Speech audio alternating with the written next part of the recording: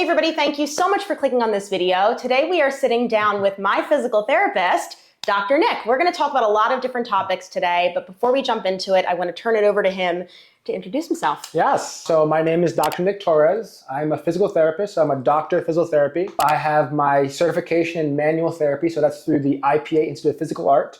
So it's a CFMT, Certified Functional Manual Therapist. I'm also certified in something called PRI, which is a Postural Restoration Institute. So we're going to talk today about kind of the two things related to those certifications and some exercises for those. Amazing. And we see a lot of certifications on the wall behind us. So obviously a lot of this goes into your approach to physical therapy. Mm-hmm. Can you explain to us a little bit more about like your insight, your approach as a therapist? I mean, that's really the way I see our profession, is that we need to continue to just learn and educate ourselves, because unfortunately, a lot of the therapists coming in from as new grads, coming out of PT school, you learn a little bit about everything in PT school. And then when you come out, you're like, oh my God, there's so much more that I don't know, that I don't feel comfortable with. And when I came out into the world as a physical therapist, I felt like I wanted to help people more than what I was currently doing with the tools that I was given from PT school. So I said, okay, well, what do I got to do? So I went to courses. I met mentors. Mentors then kind of go deeper down the rabbit hole of this learning and this experience of education. 6 or 7 years later, now I'm certified in these two things. And, just so you have an understanding, these certifications aren't just like a 1 day or 2 day cert. They're basically usually anywhere from 7 to 10 courses, and each course is around 3 days worth of material. So then you're tested on all of that stuff. So it's really kind of it tests your ability to understand and kind of conceptualize the framework of the information, and then you're able to apply it. And someone like you, like I've seen you for many different occasions, and you really feel comfortable with anyone and any sort of injury or any sort of dysfunction, because you have this outline, this framework to be able to kind of fall into or grab or apply in a way that's going to help each and every single person that comes across your table. Yeah. And speaking to that, one of the things that you've worked on with me, you've worked on with my husband, you've worked on with some of my personal training clients, is breathing. Yes. And it is such a huge component of the way we move, the way we exist. And I feel like it's very overlooked. And I would love to hear like just more about breath work. Yeah. So, I'll tell you the origin story of that. So I was in PT school, and I was talking about it just before, how like I was feeling like what's going on here? Like I went to PT school so I can help and heal people, and I feel like that wasn't the foremost thought when I was in school by the professors or the people that were teaching us. And I said, oh, something's up here. I gotta dig deeper and find something to give me an outlet so I can have an understanding of what I'm learning in school and kind of transition that into some sort of healing practice. And I went through Instagram just like everyone else does, and kind of, Google searching or, on YouTube. And on Instagram, I actually found this guy named the Bod Mechanic, who ended up being one of my original mentors. And he did all this crazy breath work. He was having people breathe and exhale as long as you can, exhale. And then people were, it was a struggle. But I felt like, oh, wow, this is very unique. This is very different. I need to find out more of this. So I went to go see him, and I went to his office, and he allowed me to shadow him for some time. And throughout the process of me being with him and watching him with his patients, I was able to see how breath work is able to transform someone's postural alignment from the inside out. And what I mean by that is like when you breathe and you're breathing in this kind of deep respiration, using your abdominal core, using your diaphragm maximally, all these things basically create this like internal stability inside of your rib cage and inside of your pelvis that allows for you to hold positions. Now, what happens many times is that people who have injuries or trauma, say if you hurt your hip and maybe you shift your hip a little bit funky when you stand. Now you're breathing in that kind of position. And when you're breathing in that position, that hip now gets stuck there. So you can do all the mobility drills, all the strengthening drills, but you're probably going to sit and stand the same way because that is where the diaphragm now is tracking. That's where your core is referencing where to be in space. So it all starts from the breath. So what I did with my patients is, okay, you have a right hip that is maybe in a dysfunctional position. Instead of just trying to mobilize that and mobilize a joint or mobilize a soft tissue, very the common treatments of a physiotherapist, what if you assess and address their breathing mechanics? And many times you'll see there's a correlation between the way that person breathes and why their right hip is the way it is. So by doing so, then you have to kind of become like a master in breathing. So that's what I've been trying to focus on, is learning more and more of these type of breathing exercises, mostly from posture restoration, which is one of the certifications I have. That's so awesome. Yeah. Well, I'm very excited because Dr. Nick is going to torture me with a few breathing exercises. Yes. So we're going to cut to that now. In this position here, what I want you to first do is sense your hands pressing into the ground. So I'll always give people the reference of thumb side. Why thumb side? Because of the fact that many times they're automatically going to press into the ground on the outsides of their wrists. We don't want that. We want you to drive through the internal stability, through the proximal stability, which drives from the inside of your arm. So I want you to press down through the inside thumb side of your hand, and imagine you're trying to push through that ground to the basement underneath us. And then as you do that, I want you to imagine now reaching through your shoulder blades to that basement. And because of the fact that the floor is not going to go anywhere, where are you going to go? You're actually going to go backwards in space. So your ribcage is going to actually move behind you now towards the ceiling as you're pushing through the ground and reaching through your shoulder blades. So this is basically, trainers and other exercise enthusiasts, this is basically a protraction position of the scapulas. But you see the way I'm cueing her is really about getting this ribcage retraction to get the air there. The next thing I want you to do, Justina, is slightly roll your tailbone down a little bit, just so you're in a slight posterior rotation. You should feel your lower abs hold that position. Then I want you to take a deep breath of air as you continuously reaching through your shoulder blades and pushing that ribcage up towards the ceiling. As you exhale, I want you to focus on these lower ribs pulling inwards, almost as if there's a corset wrapping around your lower ribcage and kind of pulling you in towards your belly. Repeat that. Breathe into the back of your ribcage as you reach through the floor into the basement. Hold that reach position there. And then as you exhale, visualize those lower ribs pulling back in and down. Like there's that corset is pulling you inwards. Good. Let's go 2 more of those. I like to have my hands many times there. And then exhale. I like to use my hands here. Pull it in more, pull in more, pull in more. So I'm giving her a tactile cue. Very important. Now breathe into my hand. Push backwards, push backwards. There you go. Don't lose that now. Exhale. Beautiful. Hold your breath. Hold your breath. So now we're going to transition into the belly lift. Now push through your big toes and lift your knees off like a centimeter. Right there. We just made it a lot harder now, right? Mm-hmm. Now breathe back in and push that air backwards behind you. Beautiful. Exhale. There we go. So same exact drill, but just by lifting her knees off the block, she has to use more arms, more shoulders, and more awareness of that posterior expansion. Breathe in the last one. There you go. Push, push. Stay there. Don't let that go. Exhale. Hold. 1, 2, 3. Relax. Shut back down. Nice. So the counts for the breathing, by the way, are generally speaking, 3 or 4 seconds in, slow, controlled inhalation. And then as long as you can exhale, so around 6 to maybe even 10 seconds if you can on your exhale. And then holding your breath is really important as well. So holding your breath around maybe 3 to 5 seconds. So the very basics of this, I usually say 3, 6, 3. 3 seconds in through your nose, 6 seconds out through your mouth, 3 seconds hold your breath. Great. That's it. This is a foundational exercise I show to a lot of my patients, particularly on the first session.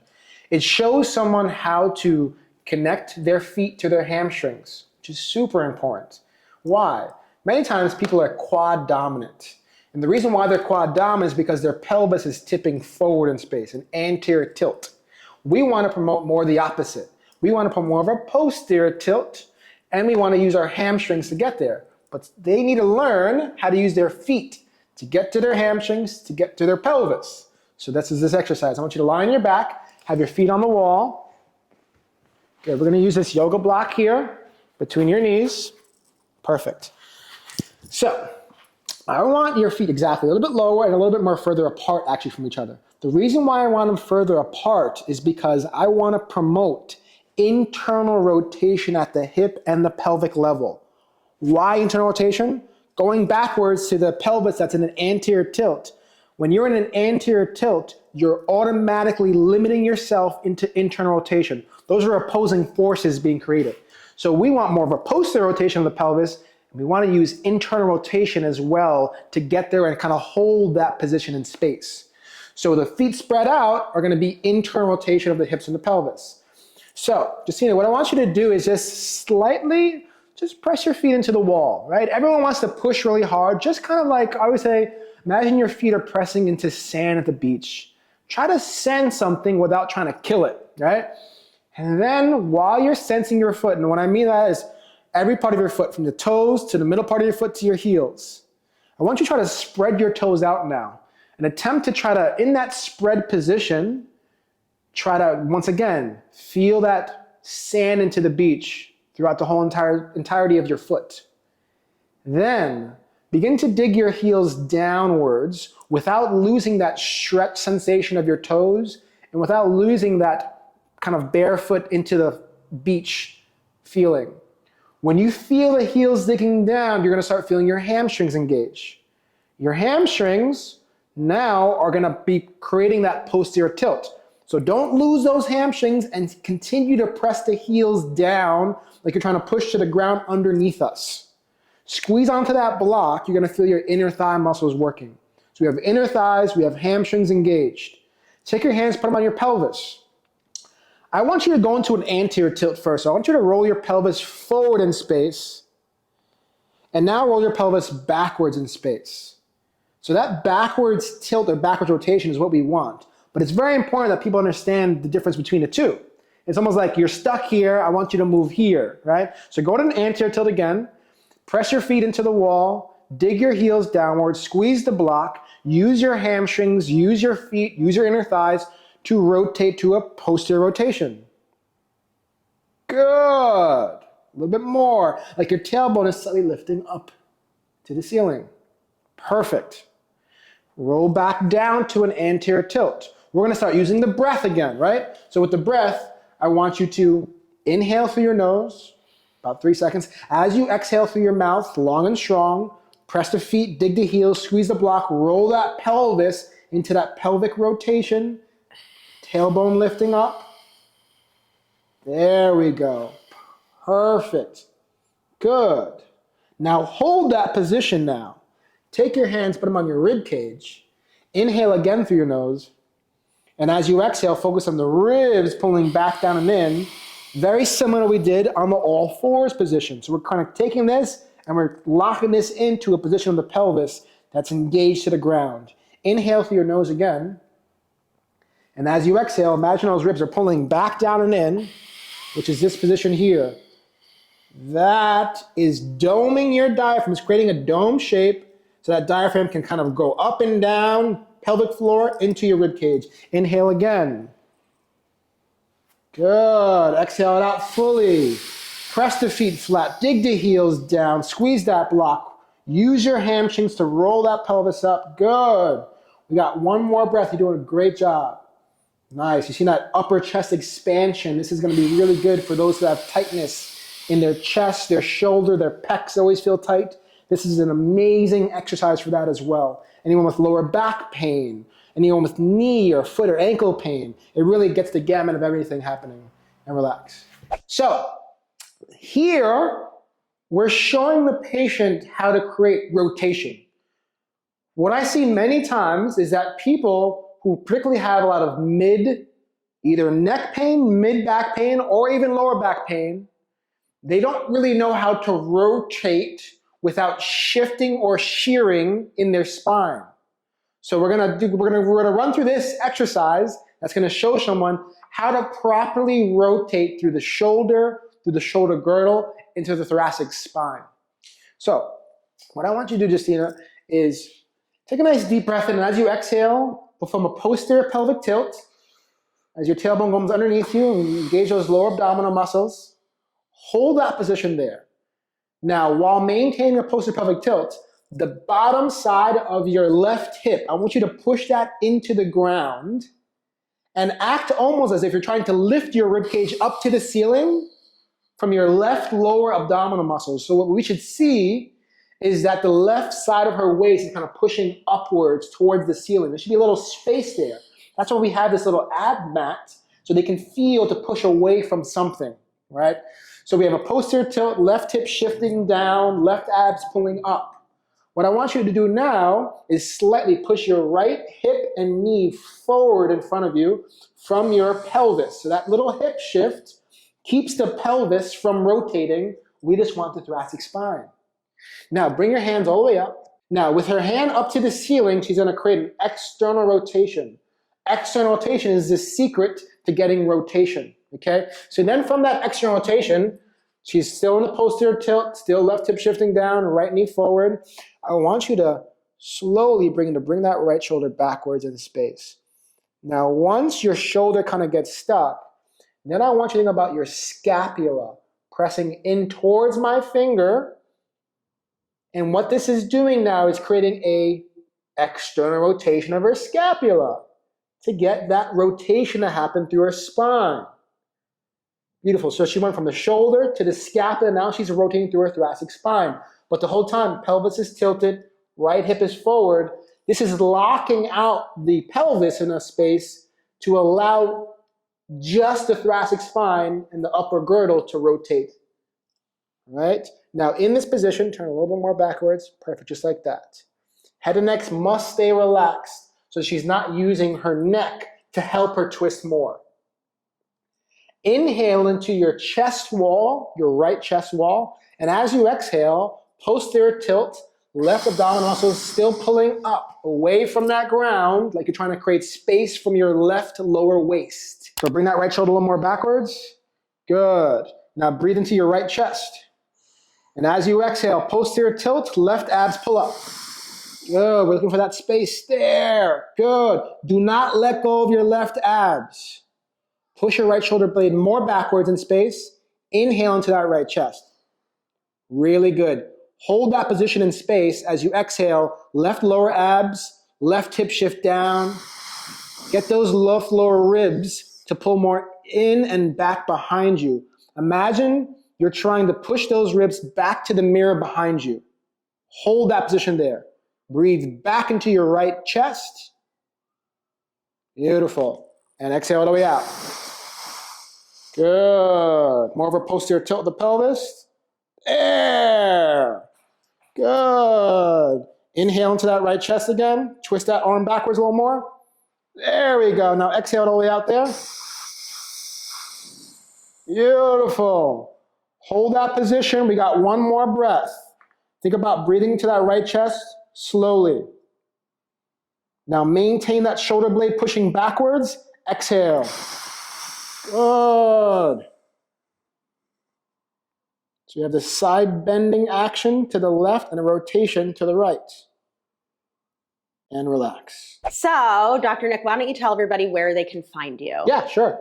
So we have a website, themanualshop.com. We are currently in the manual shop right now. It's located on in Astoria, Queens, New York. So you can come in for an initial evaluation for physical therapy. We also offer massage therapy as well, separately from someone else. We also offer personal training as well, and we're doing some group classes as well. And also you can find me on Instagram at themanualman as well. Awesome. I will link all of that stuff below. Make sure you guys subscribe to my channel and Dr. Nick's stuff. Yes, it was fun. Woo! Awesome. Yay, we did it.